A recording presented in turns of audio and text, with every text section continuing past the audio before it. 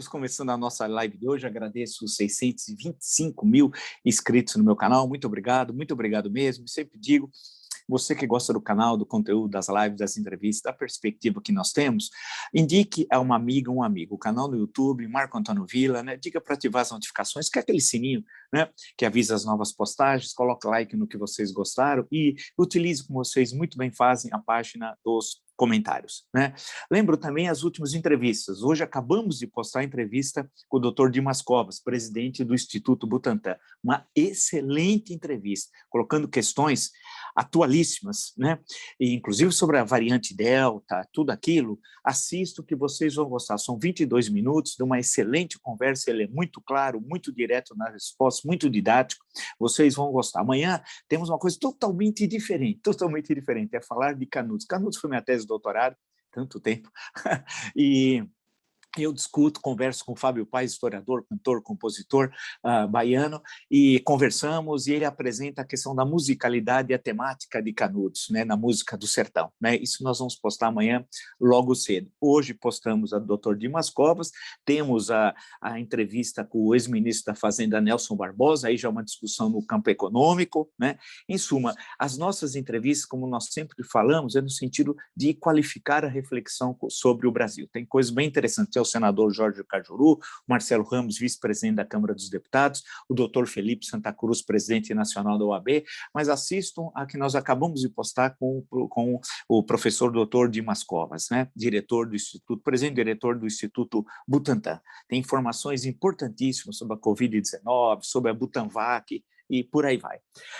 Lembro também, nós já vamos disponibilizar no domingo para o clube de membros, né, já está gravado, uma conversa sobre o meu último livro, uma palestra sobre o meu último livro e outra palestra sobre a literatura das secas, aqui no Brasil.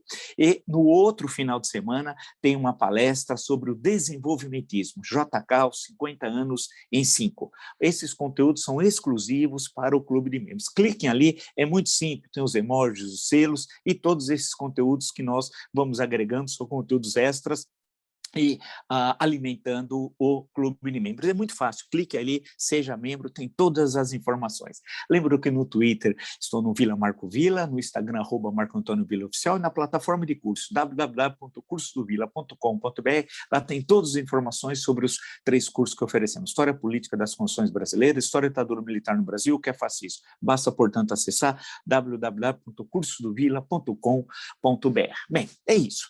Estava lendo todo o noticiário. Hoje, como eu sempre falo, quando eu gosto de um artigo, eu passo pelos principais jornais. Hoje eu achei muito interessante, eu já li o Mário Sérgio Conte, que ficou muito tempo na Veja, tem Notícias do Planalto, que é uma referência importantíssima sobre a imprensa brasileira, né? O artigo dele, Bolsonaro quer atirar em marxistas culturais como terrorista norueguês. É muito interessante, leiam que eu achei do que eu li nesse sábado o melhor texto, né?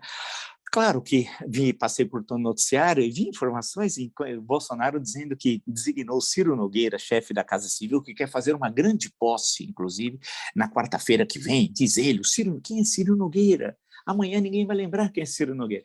Mas uma grande posse, diz que vai ser uma coisa fantástica, que vai ter, parece que 10, 15 ou 20 jantares, em que ele vai passar pelos 20 jantares. Olha o delírio, quem é Ciro Nogueira? É nada, ninguém vai lembrar daqui a pouco. Passando pela minha cabeça, eu ia falar até no Jornal da Cultura, mas o tempo na televisão é tudo muito rápido, do Gilberto Amado. Gilberto Amado é um dos memorialistas mais importantes do Brasil, né? Se você for lembrar, claro, o Pedro Nava é o máximo do máximo, né? Claro, esse daí ninguém tira. É quase que o honoris causa, o hors concours, melhor dizendo, o hors concours, né? O grande Pedro Nava, médico, memorialista, começa com Baldiócio, aquilo é uma maravilha. E depois eu acho o Gilberto Amado e gosto muito do Paulo Duarte. Não, é uma pessoa esquecida, um dia até vou conversar com vocês sobre Paulo Duarte. Mas o Gilberto Amado, que foi deputado, tal, escreveu muito, um homem algumas vezes violento, basta ver os episódios de 1915, no Jornal do Comércio, quando ele mata um adversário cultural. É terrível isso, ocorreu em 1915. Mas o Gilberto Amado, em um dos volumes das suas memórias, diz assim, que ele entrava ele sergipano, né? Entrou diz que na casa dele, lá o pai tinha uma folhinha e tinha uma foto do Eduardo Van der Kolk, né? Que era um almirante, foi importante no momento ali da conjuntura do início da República, né? E ele olhava, lembrou, falou assim, quem lembra hoje de Van der Kolk? Né? Ninguém lembrava mais do Van der Kolk. Aí ele faz o seguinte, ele tem um capítulo, os Van der Kolks do meu tempo. Né? Aí ele volta à República Velha e mostra como era a Câmara. E aquelas pessoas que eram poderosíssimas, que ninguém lembra mais quem são. Né? E pessoas que foram significativas, ele vai lembrando, isso, foram apagadas. Passa o tempo e ninguém lembra mais. Imagina, eu estou pensando agora nessa mesma ideia do Gilberto Amado em relação a Ciro Nogueira. Ciro Nogueira é nada. Ciro Nogueira é nada. Ele não consegue falar, o pobre coitado. Ele não fala. Lembra, outro dia na CPI, eu conversei até com vocês, né? Ele disse, ele nem aparece. E quando ele aparece, ele diz, eu sou um homem de poucas palavras. Poucas palavras por quê? Porque ele não tem vocabulário. Ele não tem vocabulário. É isso, ele não tem vocabulário, é um sujeito limitadíssimo, né? Mas passa como grande articulador, mas é esperto. Para se locupletar com o erário, é um cara brilhante. Nisso ele é muito bom, é incrível, né?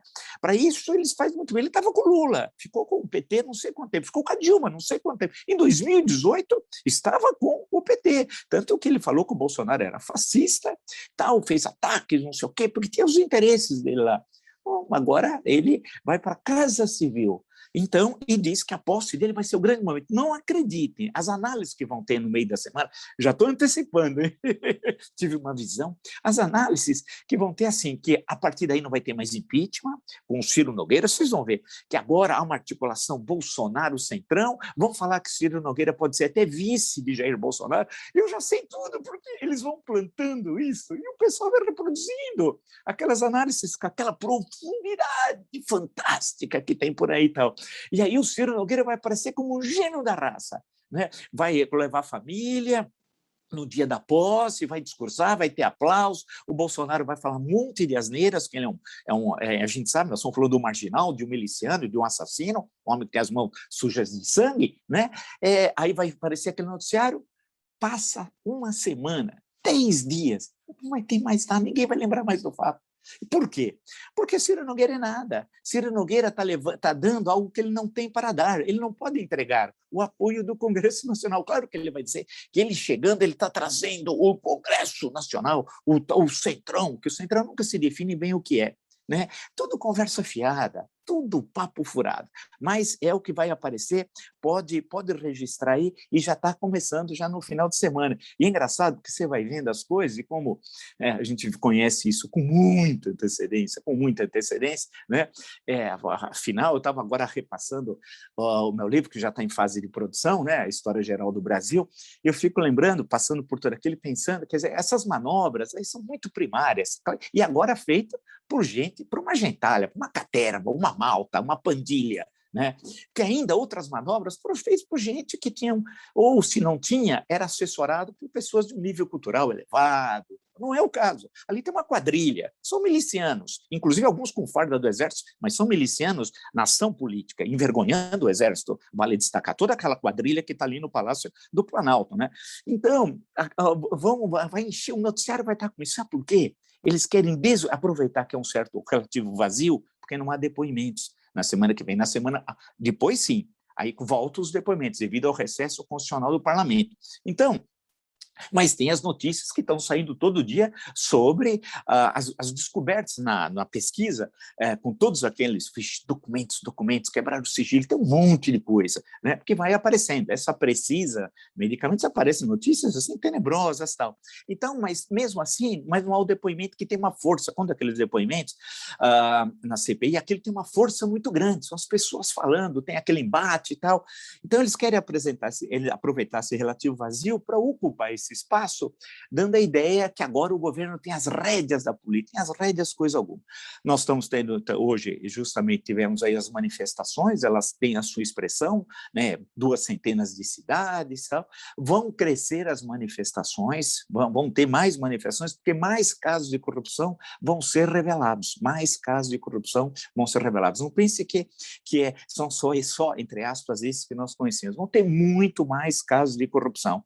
E nesse espaço, né? E justamente, né, cada vez esse governo vai ficar mais isolado e a questão do impeachment vai estar colocada. Então, nós estamos falando, nunca não podemos esquecer, de um presidente que é ladrão. Quem é ladrão na política e exercendo a presidência da República? Por que falar que corrupto? Corrupto no Brasil virou uma expressão sem peso político. É curioso, né? É curioso, vai passando o tempo, há uma banalização da expressão corrupção.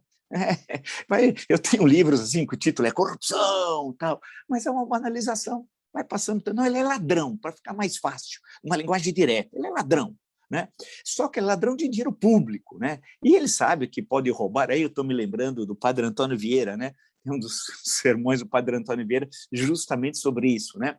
E esse ladrão de dinheiro público sabe que é diferente do ladrão que está caminhando aí pela rua, tal, que ele é protegido por toda essa estrutura. Primeiro que não é só ele que rouba, ele tem uma quadrilha, né? E o Bolsonaro tem uma quadrilha, e de décadas, hein? De décadas. Não pensa que ele está roubando agora como presidente da República, né? Não, a ladroagem é uma continuidade delitiva do miliciano Bolsonaro, desde quando ele assumiu como vereador em 1989. Ele já começou a fazer rachadinha ali na Câmara Municipal, e 2 anos depois, a rachadinha passou a ser em Brasília, e lá permaneceu durante 28 anos, e agregou o filho, o Carlos, na Câmara, o Flávio na Assembleia Legislativa, Câmara dos Vereadores, entendas. E depois o Bananinha, o patético Bananinha, que é o intelectual da família. O Bananinha é o intelectual. Para o Bananinha ser intelectual, imagina o nível dos outros 2 irmãos e do pai. Né, do pai. Eles nem precisam passar por questões intelectuais, ideológicas, culturais. É gente baixa, que você nunca convidaria para ir na sua casa, para um almoço, para um café, gente perigosa, são marginais. Você imagina que você vai conversar, se você pudesse se encontrar com o Bolsonaro assim, fora, por qualquer razão, você não tem nem conversa, com aqueles filhos, né? São pessoas baixas, o Bolsonaro com aquele... Nem a cor do cabelo é verdadeira, cada dia está de uma cor, né? É uma coisa patética, o conjunto da quadrilha, né? É uma coisa assim, e eles tentam construir momentos, né, para desviar a atenção. O episódio de São Paulo, da internação, da gravidade, que eu fui o primeiro que teve a coragem, que as pessoas têm medo de dizer que tudo aquilo era uma farsa. E falei no UOL que era uma farsa, falei na TV Cultura que era uma farsa, e aqui falei diversas vezes que tudo aquilo foi uma farsa. Perceba o que aconteceu depois. Ele não estava morrendo quando pegou o avião em Brasília? Eu li aqui que ele estava morrendo, que era uma situação gravíssima, que até o Arthur Lira ia tomar posse como presidente, porque estava uma ausência, que o Mourão estava tratando o assunto de uma seita. Porque no Brasil é assim, um Estado teocrático, de uma seita que estava assaltando os angolanos e, corretamente, a justiça angolana expulsou essa seita de lá, né? Fez muito bem. E o Mourão foi lá para defender a seita e tomou um pé na bunda, desculpe usar essa expressão popular, mas vamos falar numa linguagem um pouco mais popular até para ser entendida, porque o presidente Lourenço falou assim, o que é isso? Você acha que eu estou aqui com o presidente da República, eu vou cuidar de uma seita que veio aqui para nos assaltar? Né? Nada disso. Falou, olha, e aí queriam mandar uma comissão de parlamentares. Ele falou, aqui não, aqui ninguém pisa. Fez muito bem. Então, o Mourão, olha a vergonha, porque o Mourão não é o Mourão, Mourão é o Mourão, mas ele é o vice-presidente da República Federativa do Brasil. Por incrível que pareça, esse homem nos representa. O Bolsonaro e sua pandilha nos representam, por incrível que pareça. Eles estão lá, são os quadrilheiros. Quando você anda pelo mundo, lê o noticiário, quando se fala de Brasil, é Bolsonaro. O voto tem um custo, é o custo mais trágico da história brasileira. Então, nesse andar da carruagem, nós temos ele, que é um ladrão, né? Não só um ladrão de vacina, que já é grave, levou à morte de mais de 550 mil brasileiros, né? Mas é um ladrão mesmo, tudo que puder assaltar o erário, eles assaltam. Né? Não tem nenhum... E, ao mesmo tempo, é um genocida, produziu isso. A entrevista com o Dr. Dimas Covas também passa por essa questão. Assistam, isso é excelente. Toda aquela questão da imunização, da imunidade de rebanho e tal, aquele absurdo, com a participação de doutores Mengueles, que também sou eu só que falo, porque o pessoal tem medo. Os doutores Mengueles. Aonde estão os doutores Mengueles? Tudo que fizeram em Manaus, volta a Manaus. E as experiências menguelianas, sim, que fizeram em Manaus. E as pessoas morreram. E aí? Ninguém vai fazer nada, Justiça, Ministério Público, ninguém vai demandar os familiares que tiveram seus entes queridos que foram assassinados no hospital. E aí? Não vai ter nada. Puxa vida, que aumentos parlamentares, eu sei que é difícil, muitas pessoas mais pobres têm medo de demandar, porque assim, falam, o sujeito é poderoso. Poxa, deputados aí, vereadores, senador do Amazonas, ajudar essas famílias a demandarem na justiça uma indenização. E depois a responsabilização dos doutores Mengele, até chegar ao Pazuello, o criminoso Pazuello.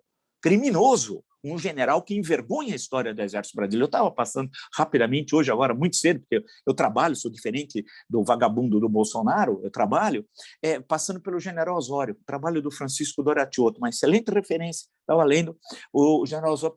Aí, na hora, saiu do general Osório, eu falei, e se o general Osório tivesse vivo hoje aqui e visse essa pandilha que está na Palácio do Planalto, esses quadrilheiros que estão no Palácio do Planalto, generais de fancaria que se dá tiro, todos saem correndo, né? E lembrei do Pazuello. Eu falei, imagina o general Osório, poxa, ele toma um tiro, que aqui no maxilar, ele fica com muita dificuldade, passam anos sempre, uma enorme dificuldade para poder falar, retorna para a Guerra do Paraguai. Eu fico pensando isso, e aí vendo essas quadrilhas, vendo o brigadeiro de festa infantil da aeronáutica, o brigadeiro que é uma piada, que envergonha a história da aeronáutica, né? Que é um nazifascista, sim, que nos ameaça com golpe de Estado, e não acontece nada. Então, vocês estão percebendo que tudo que eles fazem não tem a devida resposta, e isso é um perigo.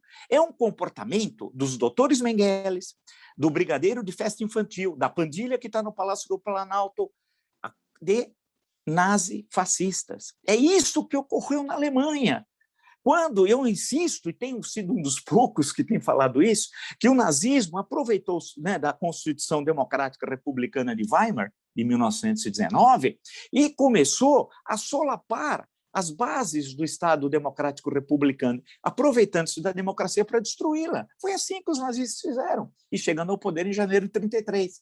Aqui é a mesma coisa, e é tão evidente esse nazifascismo, que agora, nessa semana, isso é importantíssimo. A repercussão foi pequena. Veio uma parlamentar nazifascista, uma nazista da Alemanha, do tal de Alternativa para a Alemanha, cujo avô foi ministro, só isso, do Adolf Hitler. Só isso. Tranquilo, veio aqui e foi saudada pelos nazifascistas bolsonaristas. Uma parlamentar e o Dudu Bananinha. O Dudu Bananinha. O Dudu Bananinha, que é o intelectual do nazifascismo. Ainda bem que é o intelectual. Porque você imagina se nós tivéssemos aqui, efetivamente, o Rosenberg, para falar de nazismo, tivéssemos o Goebbels, tivéssemos um Hitler, e vamos descendo até chegar nas universidades e os teóricos nazistas que tinham nas universidades da Alemanha, o que seria de nós? Ainda bem que o intelectual é o Bananinha, que é um idiota. Ainda bem que é ele, porque senão nós estaríamos fritos. Nós não estaríamos agora aqui. Então, essa parlamentar veio aqui e foi saudada. Dizem que ela é defensora da herança judaico-cristã. Não, ela é nazista. Ela é nazista. E a Alternativa para a Alemanha é um partido nazista, que, inclusive, alguns parlamentares, já pela ação, pela estrutura da Constituição alemã, tem lá todo um setor do Estado para cuidar o temor que tem do retorno do nazismo. Poxa vida, não precisa nem falar o que foi. Então, já inclusive parlamentares, a base, é um pessoal, e eles têm, interessante, quando você vai olhar onde a base dos votos é na antiga Alemanha Oriental, na RDA, né? RDA. E tudo o que eles fazem são nazistas e foram recebidos aqui. E é um problema? Não. É o que eu sempre disse.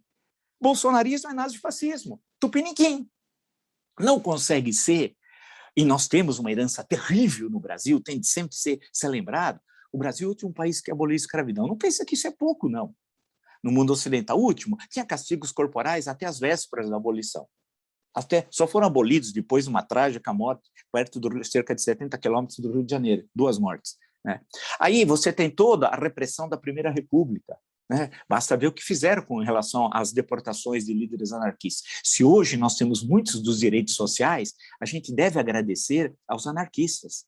E não tinha nada, não tinha Ministério do Trabalho, não tinha sindicato, não tinha férias, não tinha previdência, não tinha nada. Foram eles, com a cara e com a coragem, que lutaram por esses direitos. Foram eles. E que eu fico muitas vezes olhando o nome de rua, tem alguns que eu tenho profunda admiração, né? Um deles, que foi expulso 2 vezes do Brasil, lutou na Guerra Civil e morre na resistência italiana contra o fascismo, é nome de uma rua sem saída, aí na Zona Leste de São Paulo. Ninguém sabe que ele existe. Eu fico procurando, eu fico vendo esses personagens e pensando quanto nós devemos a ele.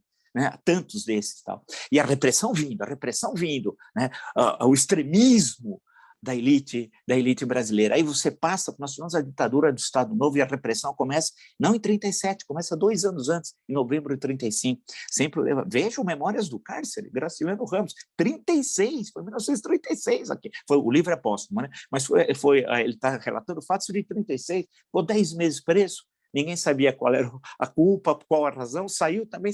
E a loucura que foi, né? Veio de Alagoas para o primeiro Recife, Rio de Janeiro, e o que passou depois na Ilha Grande, tudo isso está lá, é um clássico, pouco lido pela importância. Né? Um dia desse eu vou passar pelo Memórias do Cárcere aqui. Então, aí você vê toda aquela... Depois a repressão, que mesmo na República Populista, tem coisas terríveis em termos de repressão. Depois a ditadura militar nem precisa dizer.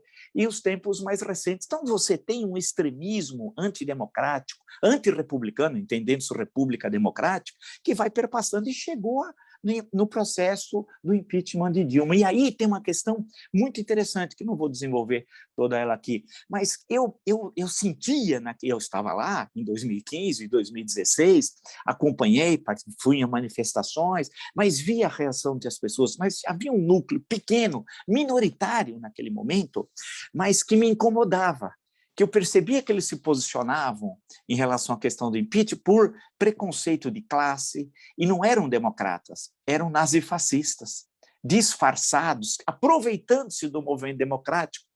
Eu lembro que na Paulista tinha um caminhão que ficava perto da Joaquim Eugênio de Lima, que tinha uns malucos lá de um movimento extremista.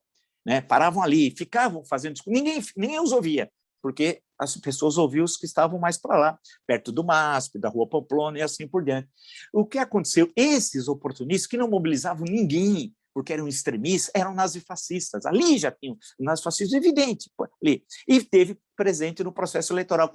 Eles aproveitaram de um contexto que nunca mais se repetirá, de insatisfação com a estrutura política, para ganhar espaço e ter representação parlamentar, algumas vezes no executivo, nos governos estaduais, né? E, pior de tudo, na presidência da República. Então, eles tomaram o aparelho do Estado.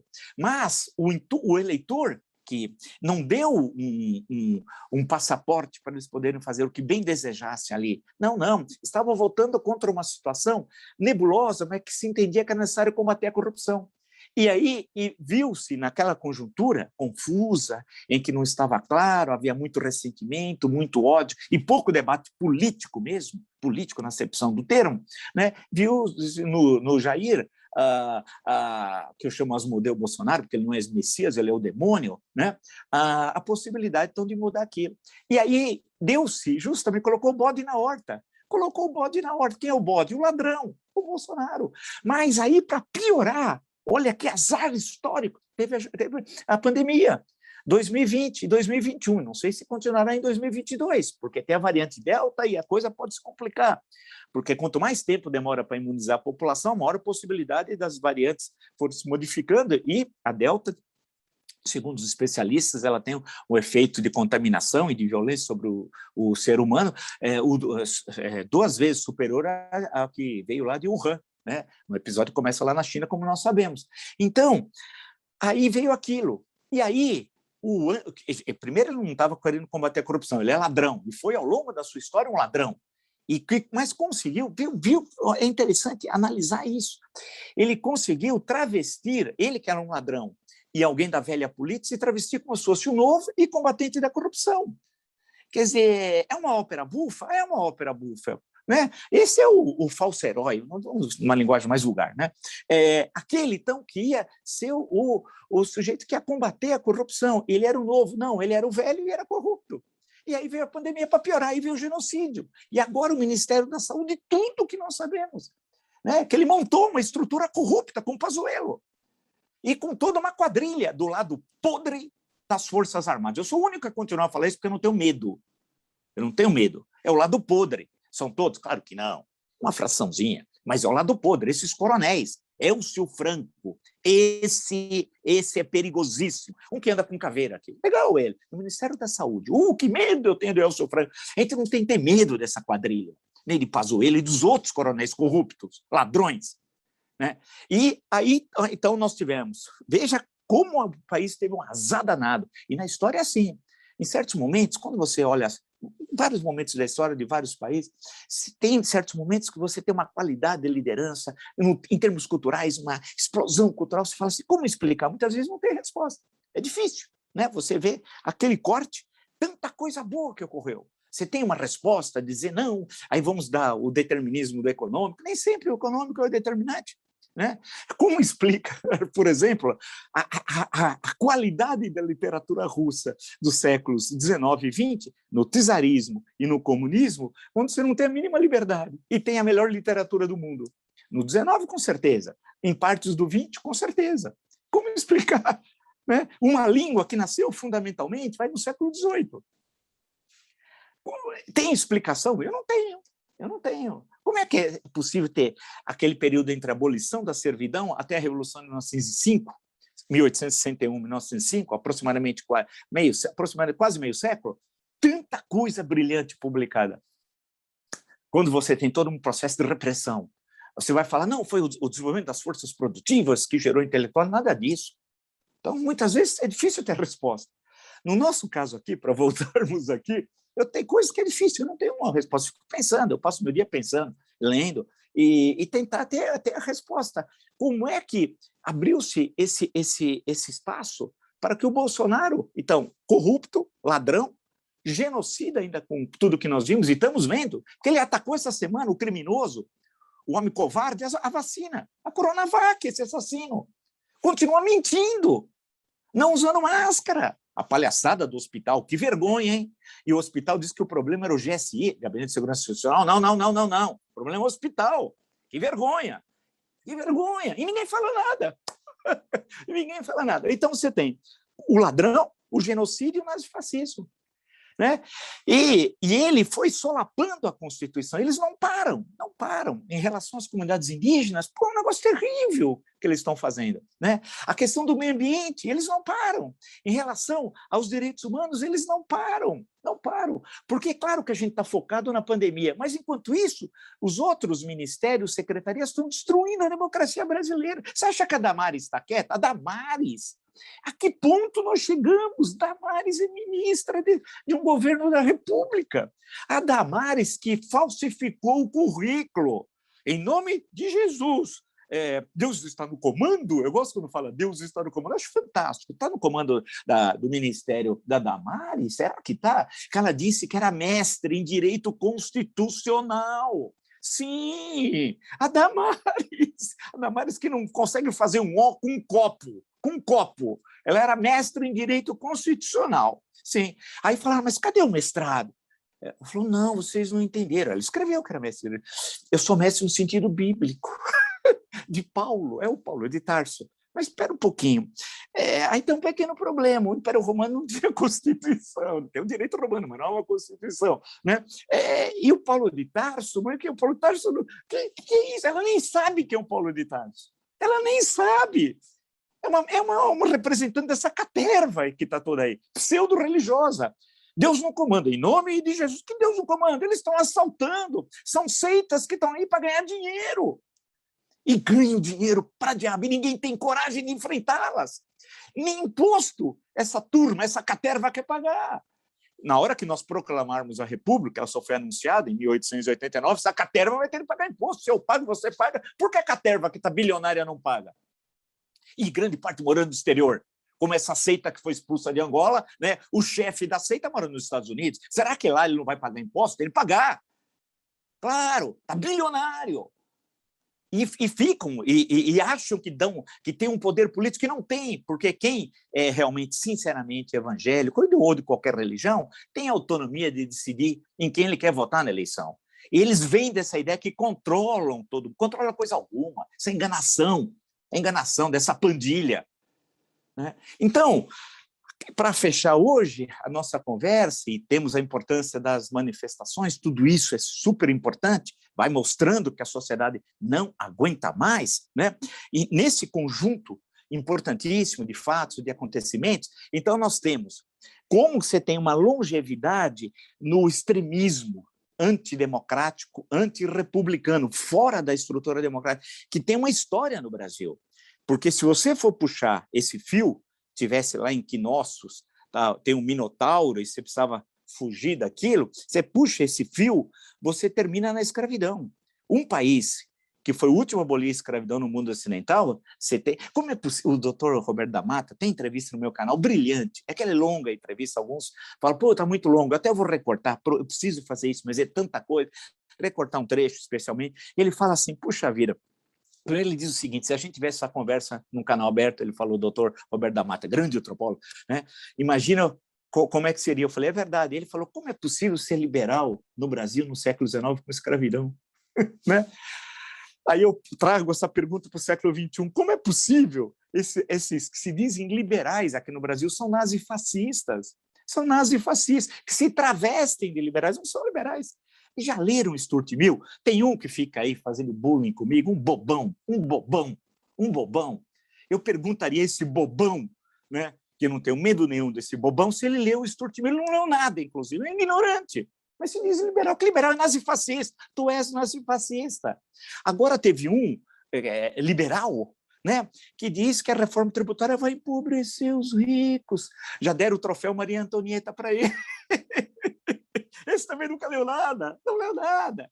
Essa turma, né, eles são do extremismo, eles estão fora do campo democrático e se travestem, porque tem vergonha de mostrar a cara que eles são nazifascistas, mas eles escondem isso, tanto o nazismo como o fascismo, porque alguns são nazistas puros, outros fascistas puros, outros associam as duas coisas. São diferentes? As duas são. Né? Eu discuto no meu curso, né, sobre o fascismo. Como é que o fascismo ainda está presente em várias instituições, até do Estado brasileiro, né? Que é diferente da questão do nazismo. Mas depois houve uma relativa aproximação, não vou dizer fusão, que seria muito, mas até para, no sentido explicativo, não ficar muito complexo, é isso, essa turma não são liberais coisa alguma, liberais no sentido clássico, no sentido inglês. Eu citei o Stuart Mill, só como outro, de uma vez, até numa das entrevistas, foram tantas com o professor Delfim Neto, até nós comentamos também, são muitas aí, estão no arquivo do canal, e olha, esse arquivo do canal, sem exagero, ele não sou eu o responsável, é uma universidade. Não é porque o canal é meu. O bom são os entrevistados, não sou eu, não. É uma universidade. É uma universidade. Se alguém começar a garimpar, você vai encontrar pepitas aí fantásticas, grandes entrevistas, grandes análises, porque eu fui escolhendo a dedo quem deveria falar. Né? Tem apanhados históricos assim muito bons. Agora cabe vocês chegarem a explorar essas várias minas, né, de conhecimento. Olha que eu estou poético aí nesse final de sábado, alegria com manifestações e por aí vai. Queria agradecer muito a todos vocês, né? Os 625 mil inscritos no meu canal, muito obrigado mesmo. Sempre digo, se você gosta do canal, do conteúdo, das lives, das entrevistas, da perspectiva que nós temos, né? Indique a uma amiga ou um amigo. É o canal do YouTube, Marco Antônio Villa, solicite que o sininho, né? Que são as novas postagens, né? Ativar, colocar like no que vocês gostarem e usar como vocês muito bem fazem a página dos comentários. Lembra a entrevista que acabamos de postar com o Dr. Dimas Covas, em nota 10, importantíssimo. Fizemos ontem à noite, postamos hoje logo cedinho, né? É uma entrevista que ele apresenta, né, toda a história do coronavírus, a vacina Butanvac, os problemas com o Ministério da Saúde, né, a questão da variante Delta, e de uma forma muito clara e direta e muito didática. Assista que vocês vão gostar. Lembro também que, se vocês entrando no meu canal, tem lá o Clube de Membros. Né? O Clube de Membros, agora no domingo, nós já temos 2 conteúdos, 2 palestras, uma sobre o meu último livro, né, que vai sair agora no 2º semestre, já está em trabalho de preparação de texto, tal, que é uma coisa complexa, mas já entreguei tudo.